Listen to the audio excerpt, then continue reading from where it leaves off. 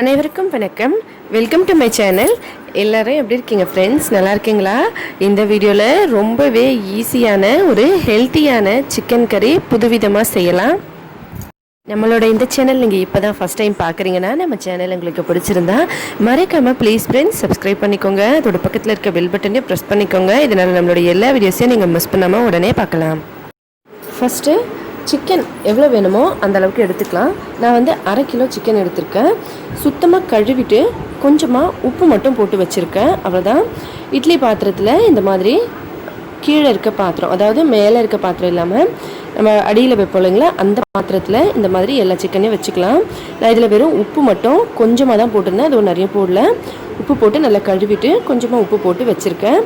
இந்த மாதிரி எல்லா சிக்கனையும் வச்சிடலாம் இட்லி பாத்திரத்தில். இந்த பிளேட்டில் 1/2 கிலோ சிக்கனால் நான் இந்த மாதிரி அந்த சந்துக்குள்ளே மட்டும் வைக்கிறேன். நீங்கள் 1 கிலோ இல்லை 2 கிலோ இல்லை எவ்வளோ சிக்கன் இருந்தாலுமே இந்த மாதிரி ஃபுல்லாக வச்சுக்கலாம். இதுக்கு மேலே எல்லாம் கூட அந்த தட்டு ஃபுல்லாக நம்ம வச்சுக்கலாம். எவ்வளோ சிக்கன் இருந்தாலும் அடி தட்டு வச்சுட்டு அதுக்கு மேலே நீங்கள் 2 கிலோ 3 கிலோ எவ்வளோ சிக்கன் இருந்தாலும் அதுக்கு மேலே எல்லாத்தையும் அப்படி கொட்டிக்கலாம். இது மேலே ஃபுல்லாக வச்சுட்டு நம்ம மூடி போட்டு வேக வச்சுக்கலாம். இந்த மாதிரி எல்லாத்தையும் வச்சுட்டு இப்போ இதை மூடி போட்டுக்கலாம். அடுப்பு மேலே வச்சு நல்ல ஹை ஃப்ளேமில் ஒரு 10 நிமிஷம் நம்ம இதை வேக வைக்கலாம். ஆவியில் இந்த சிக்கன் நல்லா வேகட்டும். நல்லா 10 நிமிஷத்துக்கு ஹை ஃப்ளேம்லேயே வச்சு வேக வச்சுக்கோங்க. நீங்கள் எவ்வளோ சிக்கனாக இருந்தாலும் இந்த பிளேட் மேலே ஃபுல்லாக வச்சுட்டு வேக வச்சுக்கலாம். சிக்கன் வேகிறதுக்குள்ளே நம்ம ஒரு மசாலா ரெடி பண்ணிக்கலாம். இதில் இஞ்சி பூண்டு அதுக்கப்புறம் மஞ்சத்தூள் ஒரு 1/2 ஸ்பூன் போட்டிருக்கேன்.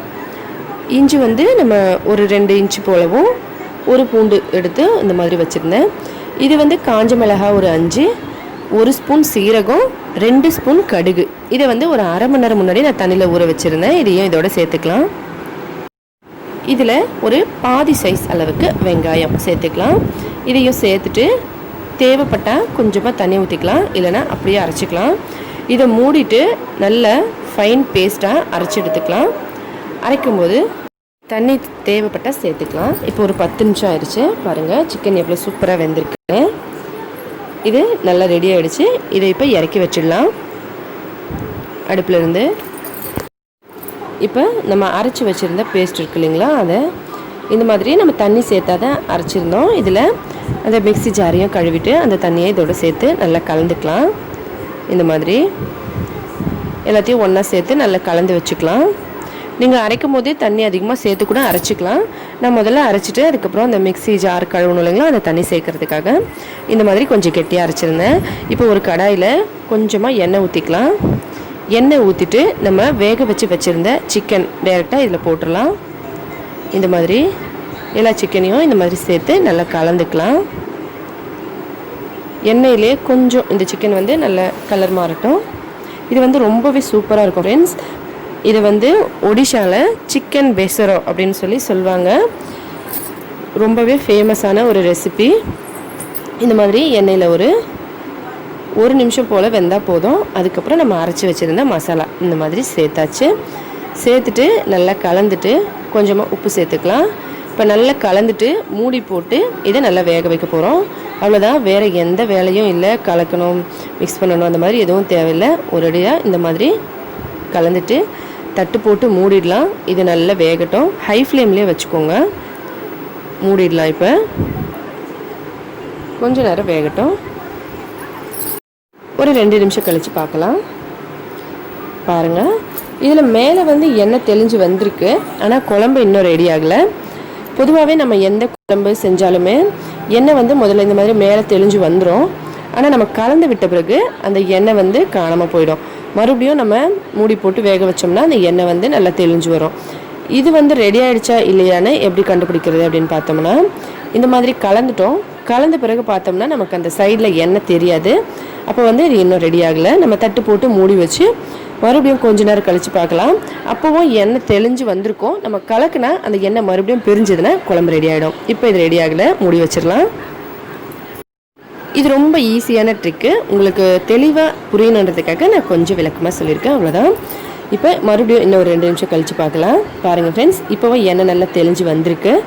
இப்போ கலந்துட்டு பார்க்கலாம் எண்ணெய் அதே போல் தெளிதா இல்லை இன்னும் கொஞ்சம் எண்ணெய் தெளியாமல் போகுதான்னு சொல்லி பாருங்கள். இந்த தடவை நம்ம கலக்கினா ஆனால் எண்ணெய் ஃபுல்லாக தெளிஞ்சு வந்துக்கிட்டே தான் இருக்குது. இப்போ இது ரெடி ஆகிடுச்சு. உங்களுக்கு கொஞ்சம் இந்த மாதிரி இருக்கணும் அப்படின்னா நீங்கள் கிரேவி மாதிரி இருக்கணும்னா இந்த மாதிரி வச்சு அடுப்பை ஆஃப் பண்ணிக்கலாம். இல்லை உங்களுக்கு ட்ரையாக வேணும் அப்படின்னு நினச்சிங்கன்னா இன்னும் கூட நல்லா கொஞ்சம் நேரம் வேக வச்சு ட்ரை பண்ணிக்கலாம். நம்ம கலந்த பிறகும் அந்த எண்ணெய் பாருங்கள் எப்படி தெளிஞ்சு வருது. இப்போ இது சூப்பராக ரெடி ஆகிடுச்சு ஃப்ரெண்ட்ஸ். அவ்வளோதான், இதை நல்லா கலந்து விட்டு இறக்கிடலாம். இது சூப்பராக ரெடி ஆகிடுச்சு. கொஞ்சமாக கொத்தமல்லி தழை சேர்த்துக்கலாம். ஒரே மாதிரி சமையல் நம்ம எப்போவும் சமைக்கிறத விட கொஞ்சம் புதுசாக இருந்தால் வீட்டில் எல்லோரும் விரும்பி சாப்பிடுவாங்க. அதனால தான் நார்த் இந்தியன் ரெசிபீஸை தமிழ்லையும், தமிழ் ரெசிபீஸும் ஹிந்தி லாங்குவேஜ்லேயும், ஒடிஷா லாங்குவேஜ்லையும் நாங்கள் அப்லோட் பண்ணிகிட்ருக்கோம். உங்களுக்கு பிடிச்ச மறக்காமல் லைக் பண்ணுங்கள், நம்ம சேனலை சப்ஸ்கிரைப் பண்ணுங்கள். இப்போ இந்த மாதிரி நல்லா கலந்துக்கலாம். இது வந்து ஒடிஷாவில் ரொம்பவே ஃபேமஸான ரெசிபி. லாஸ்ட் டைம் மாஸ்டர் செஃப்பில் சொல்லி ஹிந்தியில் ஒரு ப்ரோக்ராம் நடக்கும். அதில் வந்து ஒடிஷாவை சேர்ந்தவங்க தான் வின் பண்ணியிருந்தாங்க. அதில் இந்த ரெசிபி தான் அவங்க ஆடிஷனில் செஞ்சு காட்டினாங்க. அவங்க உடனே செலக்ட் பண்ணிட்டாங்க. அவ்வளோ சூப்பரான ரெசிபி, ரொம்பவே சூப்பராக இருக்கும். கண்டிப்பாக ட்ரை பண்ணி பாருங்கள் ஃப்ரெண்ட்ஸ். இப்போ கொத்தமல்லி தழை தூவி நம்ம எல்லாத்தையும் மிக்ஸ் பண்ணி இறக்கிடலாம். எவ்வளோ சூப்பராக இருக்குது பாருங்கள், பார்க்குறதுக்கு ரெடி ஆகிடுச்சு. இது ஹெல்த்தியான ஃப்ரெஷ்ஷான மசாலா வச்சு நம்ம அரைச்சி செஞ்சுருக்கோம். ரொம்பவே டேஸ்டியான ஒரு ரெசிபி, ரொம்ப ரொம்ப பழைய ரெசிபி இது. இப்போ எல்லோரும் மறுபடியும் செய்ய ஆரம்பிக்கிறாங்க. நம்ம எப்போவுமே ஓல்டு ஸ்கூல் தானே, நம்ம கிராமத்து ரெசிபி, ரொம்பவே டேஸ்டியான ரெசிபி. கண்டிப்பாக ட்ரை பண்ணி பாருங்கள் ஃப்ரெண்ட்ஸ். எப்படி இருந்துன்னு சொல்லி மறக்காமல் கமெண்ட்ஸில் சொல்லுங்கள். இந்த வீடியோ பிடிச்சிருந்தா லைக் பண்ணுங்கள், உங்களோட ஃப்ரெண்ட்ஸுங்களுக்கெல்லாம் ஷேர் பண்ணுங்கள். நம்மளோட இந்த சேனல் பற்றி சொல்லுங்கள். புதுவிதமான ரெசிபீஸ்லாம் பார்க்குறதுக்கு நம்ம சேனலை மறக்காமல் சப்ஸ்கிரைப் பண்ணிக்கோங்க. மேலும் இதே போல் இன்னும் பல புதுவிதமான வீடியோஸ்லாம் நம்ம சேனலில் வந்துகிட்டே இருக்கும். ஹெல்த்தியான சமையலை வீட்லேயே சமைச்சு சாப்பிட்டு ஹெல்த்தியாகவும் சந்தோஷமாகவும் இருங்க. இந்த வீடியோவை பார்த்த அனைத்து நண்பர்களுக்கும் மிக்க நன்றி. வணக்கம்.